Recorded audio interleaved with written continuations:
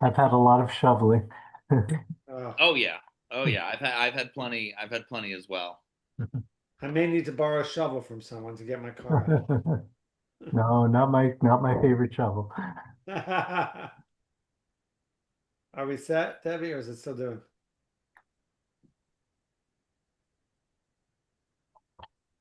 It started, Debbie? Okay, you are live Oh. streamed. So I hereby call this a meeting of Community Board 2, Small Business and Local Economy Committee meeting officially started and in session for January 27th, 2026.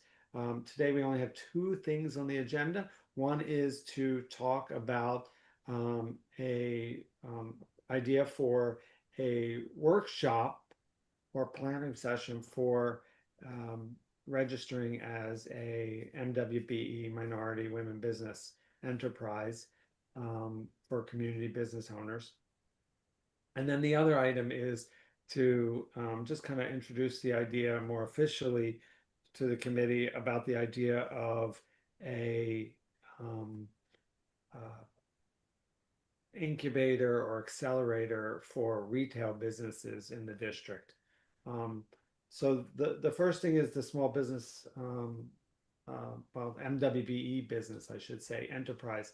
Um, the Small Business Services (SBS), uh, you know, people can register with the New York City government through SBS to be a certified minority or women business enterprise. As a result of getting certified, it helps make it quicker and easier to get certified on the state level of New York State for MWBE. And when you're registered as MWBE, it opens up opportunities for government contracts uh, for whether it's school board, whether it's different city agencies, etc. And it can be everything from food services and catering to contractors for construction to really anything that's a legitimate small business. Um, and there are a lot of organizations that, um, like QEDC, the city SBS itself, uh, some other organizations that do kind of workshops where you can register for an uh, online uh, overview and they take you through the steps. But I was thinking, I wonder if it would be useful because I think what happens is a lot of people register for these things and then never do it. And I'm wondering if getting people to come to a physical event, maybe we do it hybrid, maybe we could do it at some place like Sunnyside Community Services, and then have people there to help actually get started with their application. I don't know if that makes sense or if it's too complicated, but I thought that might be an interesting way to help facilitate. Do we oh sorry. That's all right. Okay, go. I was like, Do we Kenny's mouth was moving and your voice was there. I was like, wait, that feels I've weird. been practicing ventriloquism. yeah, yeah, that our routine is getting better. Um so I was curious, do we know if there are any elected officials who have some sort of small business workshop or open hours or anything like that? I I don't know any that do. I know they all have efforts to work with small businesses. And I know that Senator Janaris used to have started before the pandemic started, he had a small business advisory committee. I don't know if that's still functioning.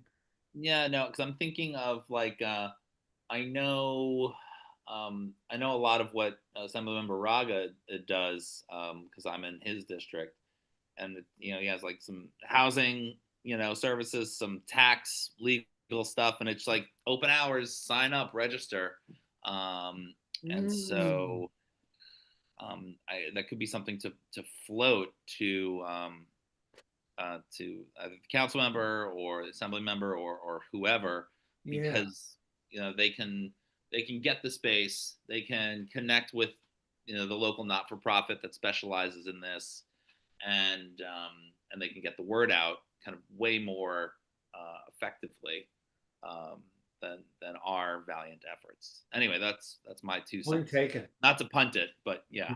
No, that's great. I 100% agree. The only thing I was going to say is, and again, it seems complicated, but if we go Patrick's route, maybe less so. I think it would be good to have a menu of small business type items and issues, rather than being sort of, stuck in one particular area, because I just think that would have a wider pull to it. So Yep. you're thinking maybe we have like a special kind of in-person or hybrid small business. I envision this as like a MWBE like workshop, but you're thinking more like a bigger picture. I generalize it, I mean, we don't have to go too crazy, but I mean, I just think that there's a few more issues that might attract other people. I mean, there's a lot of people who want to start businesses who are not necessarily MWBE.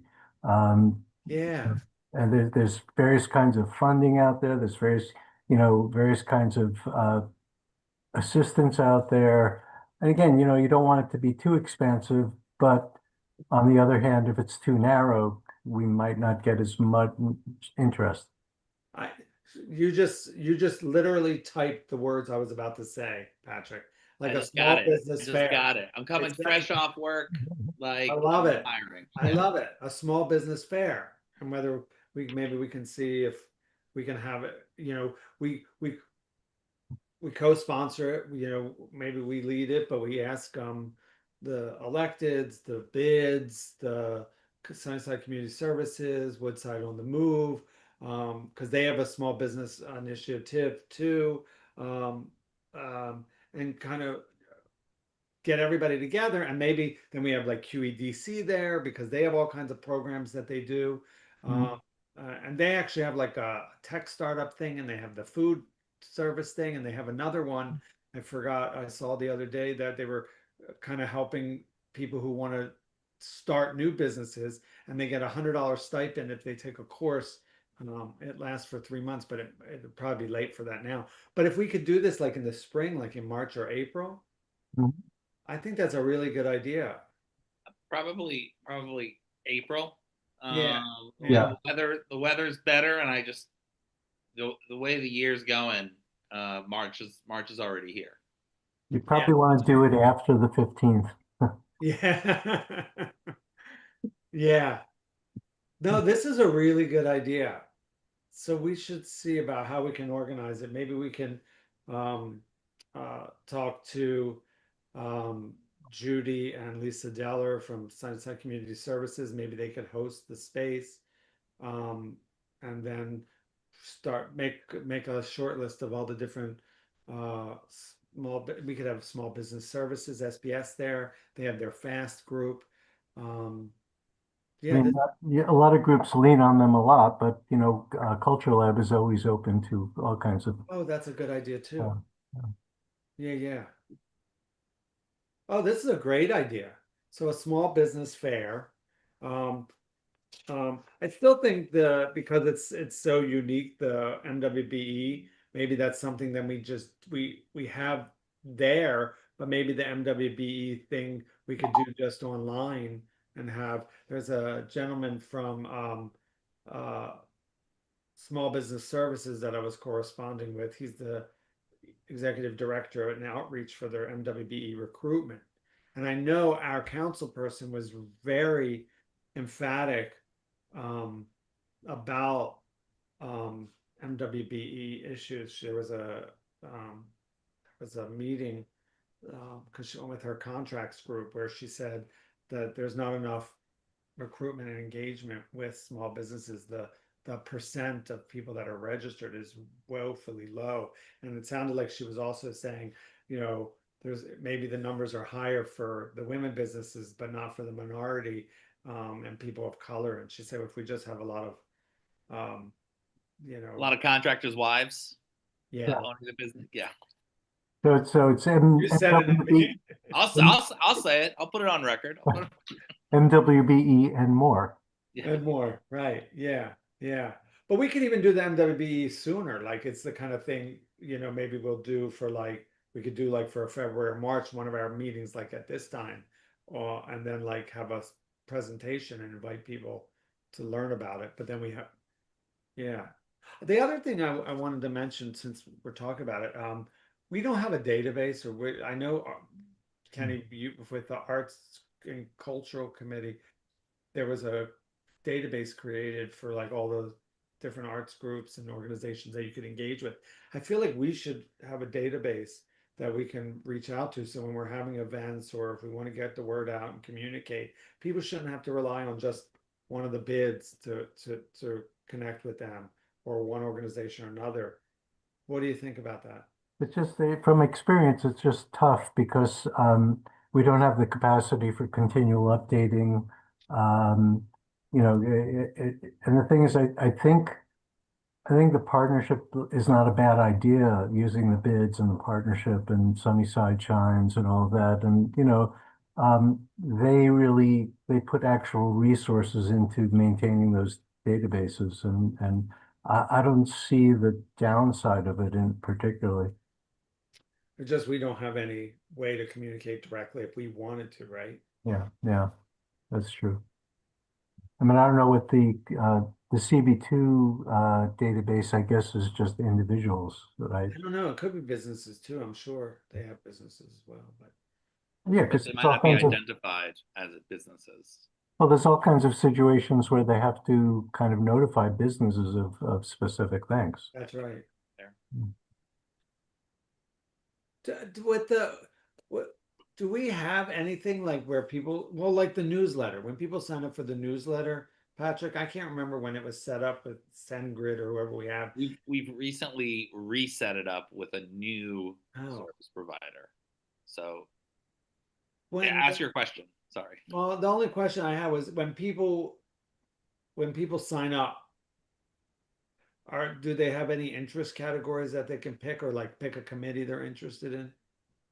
No, it is a very straightforward sign up for the newsletter. And the reason, or one of the reasons for that, is to remove any kind of barrier, like as few barriers as possible. That's like the dilemma with every survey, Yeah. for example. Mhm. And so no. And I said, are they, when I mentioned about the office, are they even identified? Because in the newsletter, I was thinking of the list, just a list. We, it's Mm. not really parsed out by column or individual or anything like that. Um, so it's lower quality as far as like insights and audiences and things like that. Hmm. Mhm. Like, the experience with the art database was just, it's like it literally changes, within a year, first of all. It's very difficult to really, you know, it's like as soon as you start it, you suddenly realize, oh, and we forgot this and we Oh didn't, yeah. it's just, that's why I kind of, I lean toward leaving with the professionals. Who have already good Yeah. databases and information. So that's a good point. So we can just focus on that at least for the short term, the near term. I Focus mean, on the partnership, for example, are now distributing an art newsletter that's being put together by Culture Lab.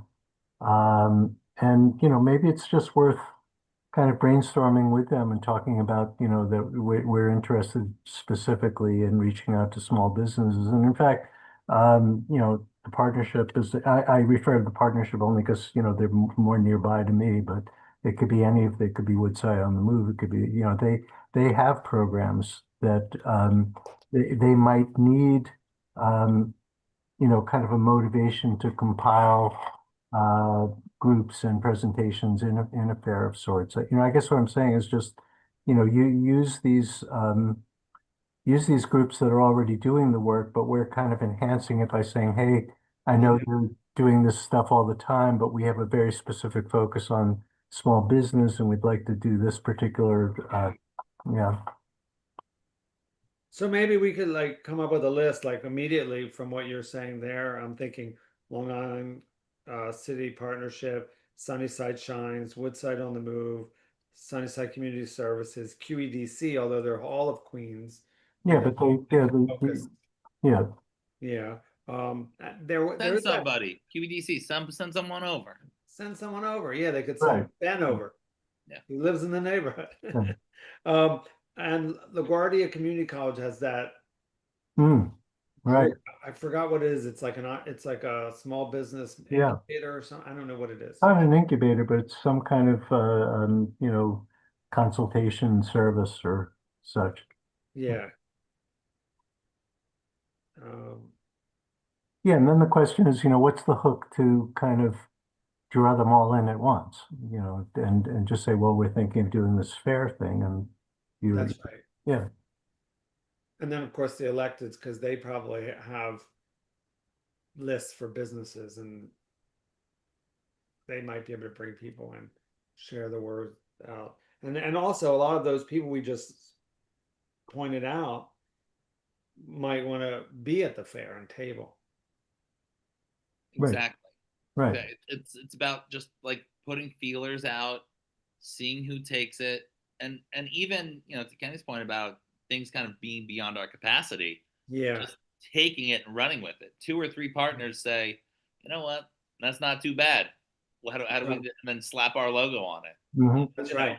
That's right. And agencies, of course, because there's SBS and all that, then they might want a table or provide help. And like SBS has multiple arenas, like there's the MWBE people, there's the woman Blanca who's been here before. She's part of the BEST program, mhm. which helps them like pass if it's food service, pass their licenses. They do mock tests for them. I But think yeah, don't they work with all types of fines, and is it just, yeah, that's yeah, right. yeah, All types of fines. That's right. yeah. They work with all that. You're right. It's not just food service. Yeah. And then maybe we could brainstorm like what else, what other kinds of, like I don't think we should have any businesses there because that's like I think it should be all just services and things that help people to create or manage their businesses or troubleshoot. Yeah, it should be full of entrepreneurs, 0 businesses. That's right. I bet you the bankers would love to be there. Oh yeah, they probably would. Well, somebody should probably have some, maybe SBS, like Maybe loaning. SBS Access to can tell capital us. information is Mhm. like a thing. Maybe I wonder if there's like I know like the state has like agencies that oversee financial stuff, but I wonder if there's like if SBS or some other group has some way to direct people when they're looking for financial or Well, there are these various organizations, like Pursuit is one where I don't know if you're familiar with them. There and remember Kat, our former treasurer, she had a group that they become their conduits for they provide these kinds of services, and they're conduits for state loan money and sometimes grant money. So there's a few of those out there. I get mail from it's a them all good the idea. time. Yeah, Yeah, I still get stuff from Lendistry from when yeah, we had the pandemic and they right. would those loans or those grants. Yeah. But yeah, maybe that's something we can uh pinpoint a couple of those to invite. I bet you Woodside on the Move would know some of that because they have their small business initiative. Hmm. This is all really good. Great. So we can kind of like maybe try to figure out a date and start working on a plan. And I'll float it at 6 o'clock. Oh yeah, Oh yeah, Ah, you guys could help. that's right. there you go. You guys could help. Just others to put Yeah, feelers out there and yeah, such. yeah. Maybe I can start like a shared document. We can just kind of like do an outline of um the fair and some of the stuff we just talked about, and then we can kind of build it out from there. Right. Just talk about it as if it's real. Yeah, exactly, to get it moving. Yeah, yeah. All right, good. Any other thoughts on this? No. So the other thing I wanted to bring up is I've talked about it for a couple of years now, and I was kind of inspired by things I saw in other places. Mainly years ago in Hong Kong, I saw this. They took an old police barracks and they converted it into uh, small retail studios and shops and worker maker spaces. So they were like little teeny barracks. It was like a multi-level building, and um, basically they renovated it, and then um, I think it's 3 or 4 floors, and like two of the floors are all like these little tiny um, shops, and they're all like, kind of like the shops that you would see like in a pop-up, right? But kind of a wide range of things. Most of them are very uh, most of the products are very accessible. They're not like crazy expensive, but some, like there was a jewelry maker, had this beautiful jewelry, price ranged all over the place. But they were like showrooms where you can like buy as a retail store, but also they were like usually had in the back, they had their like maker space where they were just like manufacturing in the studio, or some of it was a combined space that might only be 500 square feet, but it was small, so they small items, so they were able to make and sell in the same spot. And then higher floors, they had other kind of businesses there that might not be retail, but like they were web designers and architects and other kind of creative businesses. But then I started researching it a couple years ago because there's all these, there's this such a precedent for, we have the entrepreneur space with the food service, you know, kitchen, which is great on Northern Boulevard that QEDC runs. And then there's that there's that one that used to be in one of the LaGuardia Community College spaces. I think it was part of LaGuardia. Maybe it's not. Maybe it's just near there, where they had like tech and design companies. They're kind of, I just looked them up real quickly. It says temporarily closed. That was Oh, New York Designs. that's right, New York Designs. So Yeah. there's all these like, tech industry and design industry and food industry incubators, but there's none here for retail. So I started researching it, and um there are precedents for it, like all over the country and all over the world, where they take, sometimes it's in blighted areas, but sometimes it's not. It's just a way to get the local economy, you know. At the end of the day, we have these pop-ups, and a lot of these people, these pop-ups, you know, they've got online stores, they've got Shopify stores, they've got Etsy stores. They're going to these pop-ups, they're selling wholesale on Faire, FAIRE.com, but they're not selling in their own community. And some of them want to, but they can't make a commitment to spend $10,000 a month or $5,000 a month on a retail space. But they might be able to have a little kiosk or a little spot. So I thought it would be maybe good and within the purview of our committee to maybe uh, get a conversation started about that, and maybe talk to the bids and property owners and um, uh, any other folks to kind of spur you. I see you thinking, Patrick.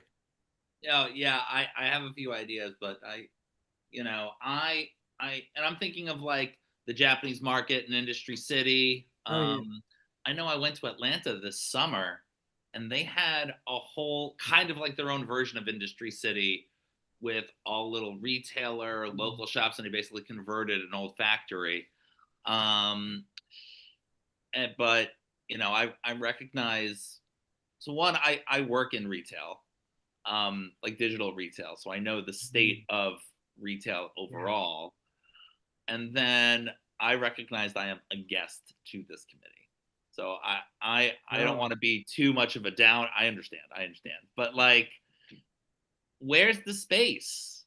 Like, Well, we have right. an IBZ, like, and like something there could be great, but I'm sure the IBZ owners would be like, could probably make a penny more doing something else. Well, Not- yeah, that's the problem from my, because I've actually talked about this concept to developers for years and years and years.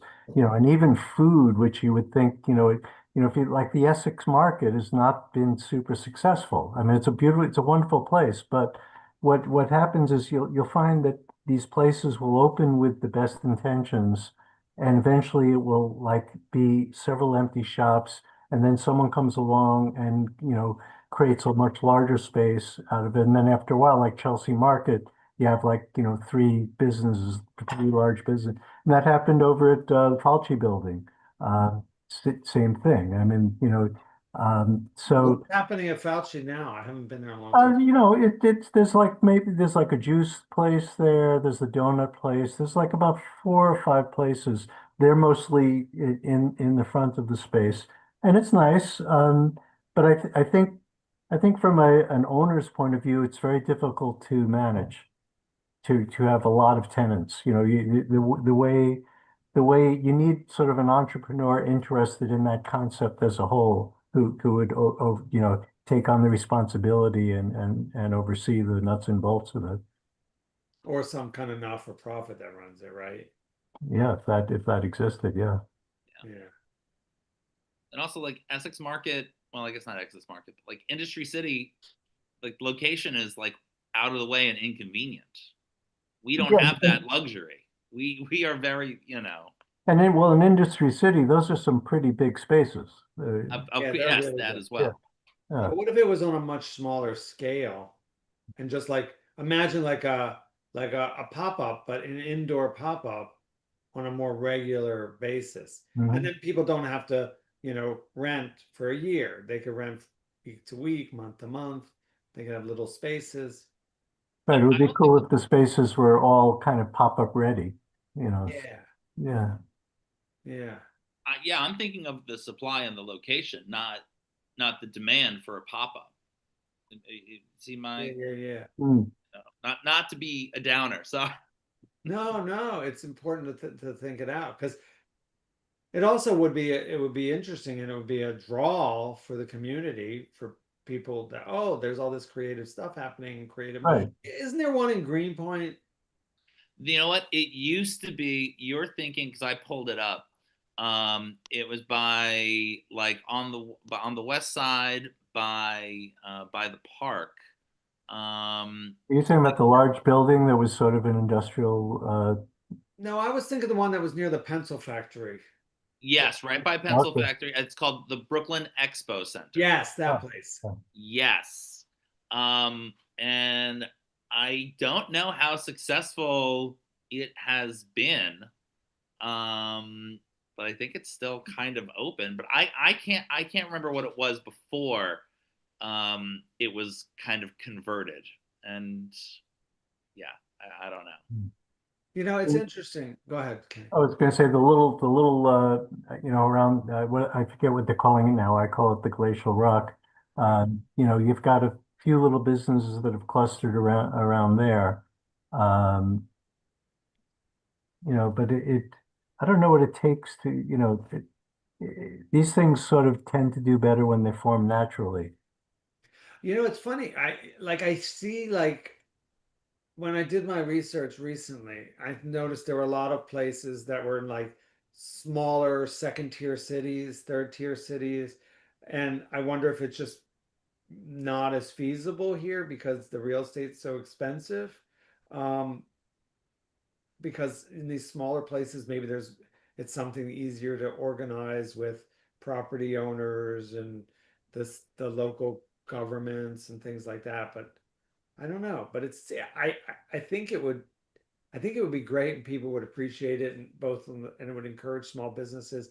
I think there are a lot of benefits to it, but I hear what you both are saying that there's a lot of challenges and how do you manage it and keep it interested but how do we get a conversation going Well, I think you need an owner that's really interested in this, New partner in the IBZ. yeah, because that's really what happened originally at Falchi. The original person there was very interested. He eventually formed Chelsea Market as well, and that was his vision.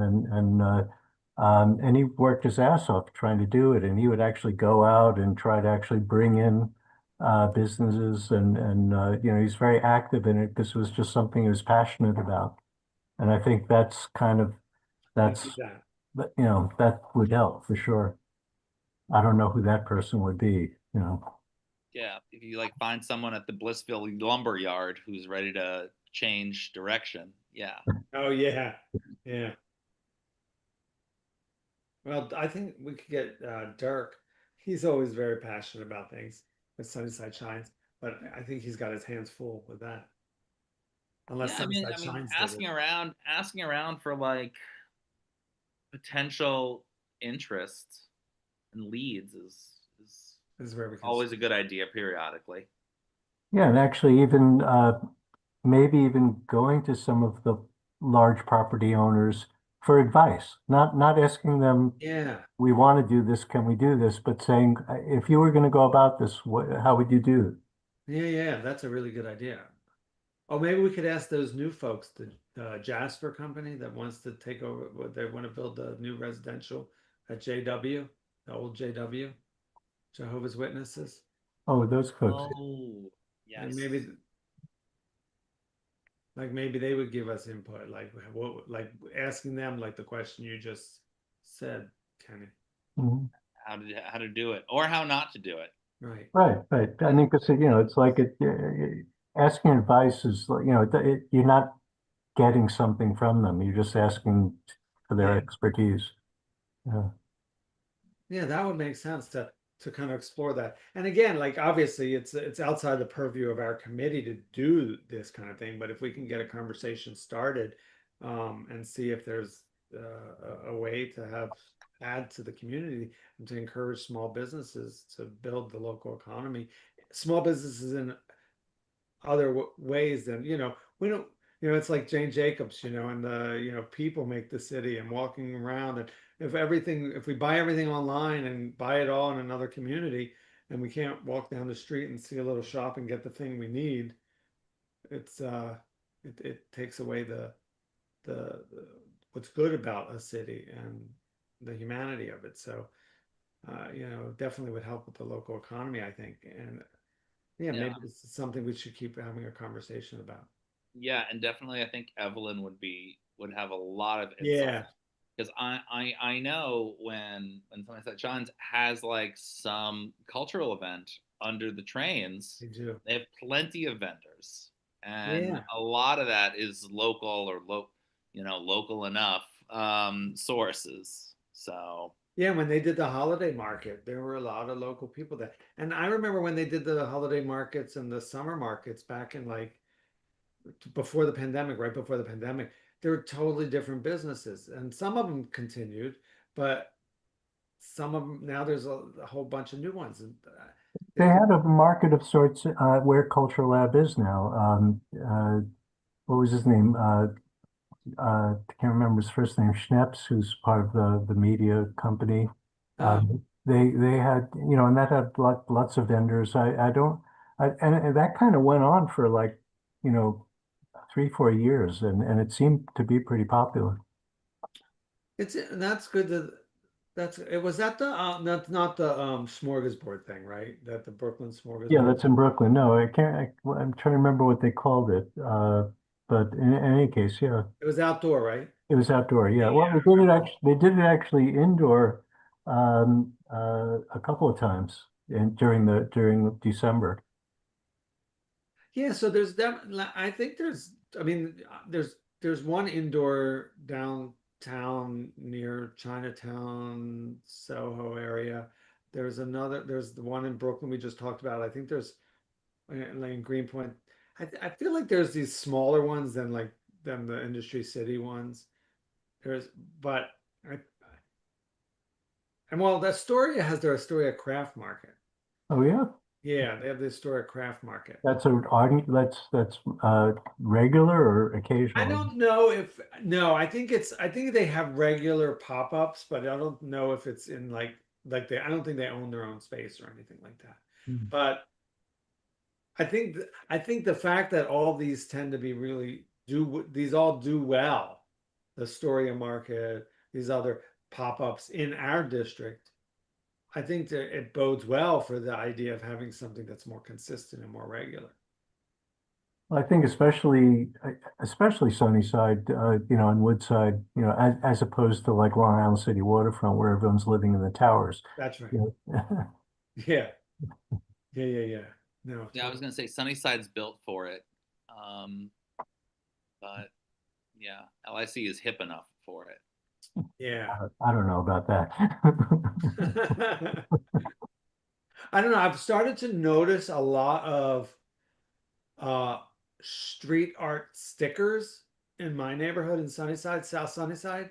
And to me, that is the true demarcation that a neighborhood is arriving because you got the hipsters sticking these funky stickers and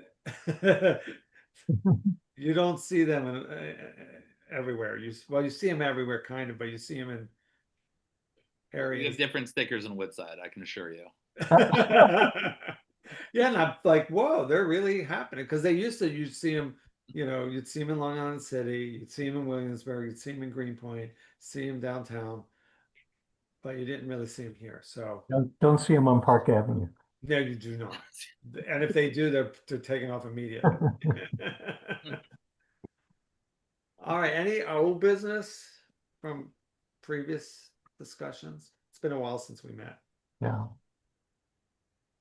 All right, so we have none.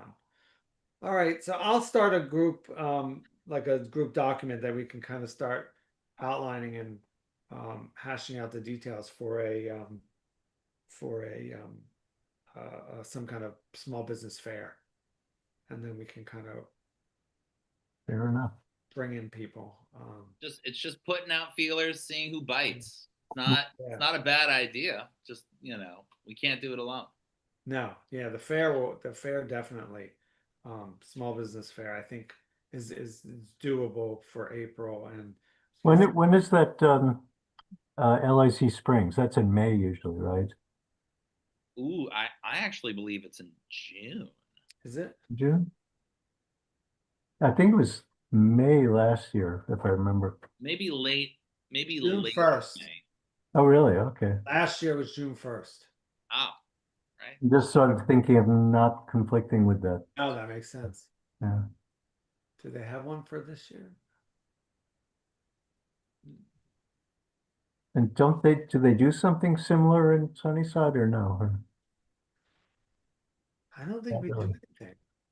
No. No. Uh, they have all their different I mean, the Sunnyside, we have the Sunnyside Eats, You do food the one. Sunnyside Western thing, yeah. But I don't know that they kind of have these events all throughout the year, like they'll have uh things for like self-care and they feature things with spas and anything like barbers and hair salons, wellness, they'll do wellness, they'll have themes like that. But I Mhm. don't know that we have Sunnyside Shines. I don't know that there's any kind of uh Retail market. yeah, that would be a really good idea. Like they tried a few years back in the summer to do like uh, a pop-up market that was going to be all along Greenpoint Avenue. Hmm. But it was in the summer, it was really hot, and they tried to get them to be in front of other small businesses, and it was just kind of all scattered, so it didn't really work. Yeah. But that's an interesting thing too, this idea of maybe we can encourage and ask Sunnyside Shines about some kind of how do they call it? LIC Springs calls it an annual street festival. Okay. You You gotta have the bouncy castle. What? You have to have the bouncy castle. That's right. Yeah. All things local. 100 plus, it says businesses and orgs. Local, and it's local businesses. That's actually an interesting idea. Yeah, I wonder how, how businesses do, actually. I don't know if there's any kind of a survey after these big events or, I think like, probably the restaurants and bars do well. But I don't know, like if I had a business and set up a booth, how, what would that actually do for me? Do they have when you've been to them, do they have like booths where like people are selling stuff or products or? Uh, well, yeah, there are various ways to sample things. So, for example, if it's a like the ballet school or the yoga people have yoga lessons, and right there in the street and stuff. And I wonder how many. I guess I'm wondering if how well that pulls for the businesses. I guess you could tell by what if they come back the following year. Yeah, that would be not interesting to talk to them.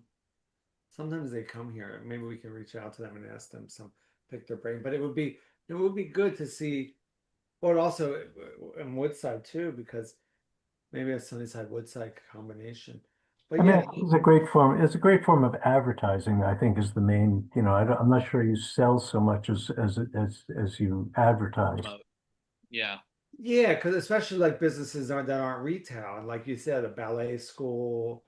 Um, Here they say like arts organizations, um, which is cool, and it's like Well, how did CB2 do at because CB2 is at the event? Yeah, we've been tabling it the last 2 or 3 years. All the swag goes really quick. Uh-huh. And we get I think a few dozen folks to sign up for the newsletter, and it's good promotional thing, but we're not selling anything except a reminder that the board is here. Right. Um, Have we so seen anyone join the board as a result, or we don't I know? don't think we have seen anyone join the board as a result of as a direct result of any of our tabling. Mm, And that's not to say it doesn't exist. That's just to say the selection process is so opaque and competitive. It's unclear. mhm. Yeah, yeah. So yeah. yeah.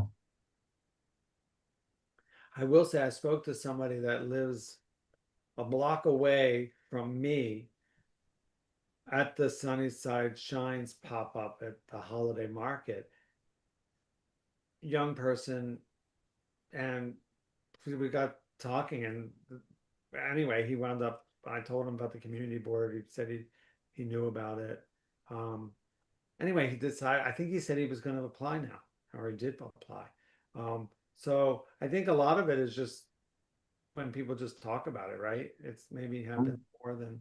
It's definitely getting more competitive. You'll hear the borough president's office or maybe Anatole like hype about how much excitement there is. mhm, Um, but you know, if seats are changed so slowly, I think we only got 8 new members last year mm, out of 50. mm. So But is this the year or is it next year where we get a whole bunch of people that are gonna so next year, I believe in 27, a whole bunch of folks should or would have gotten termed out. But because there is now such a concern of too much brain drain too quickly, there are talks of kind of like some limited extensions Mm. um, for whatever reasons. No. wait, but how does that work? Because wasn't there a vote and people voted this? Like how do you Yeah, I think there was a vote and people voted on it. It's And like a Bloomberg thing where you got the city council to extend This his. is under De Blasio. No, I yeah, mean, this was remember when Bloomberg extended Oh, and except right, right. yeah, it was in 2018 the vote, I right. believe. Yeah. And then they decided to not put it into effect until, let's say, the class of 2020. And so Oh, maybe 2028. But I think they're afraid of so much turnover too quick that I don't know. Well, no, Some people, yeah, if they ask, with pretty please, can get it. I'm not sure on the details. no, I always thought it was it's ludicrous to do two terms. It takes like one term to just get up to speed and, Oh no, it's four consecutive terms. oh, it is? Oh, why do you think it It's was two? I don't know. It's Oh, four consecutive, so it's 8 years, all right. 8 consecutive years, and then we'll see who likes it enough to sign up again after, for another 8 years after After they're a kicked short off break. for 2 years. Huh. Yeah, Wait, so you could actually be off only a year and then reapply. I think we will start to see those frequent flyers and how things work out for them. Yeah, Huh. Huh. at the discretion of the borough president, of course. Right. Hmm. All right. All right. So that's all I have. Mm. All right. Do we have a Well, motion? I motion don't to think we adjourn. need a motion, but We don't have a quorum. we don't even have a quorum. Right? If there's only three Well, of you, actually, there's only Yeah. 3 of us, so we do have. Oh, okay. you do have a quorum. All right, it's unanimous. We need some more people.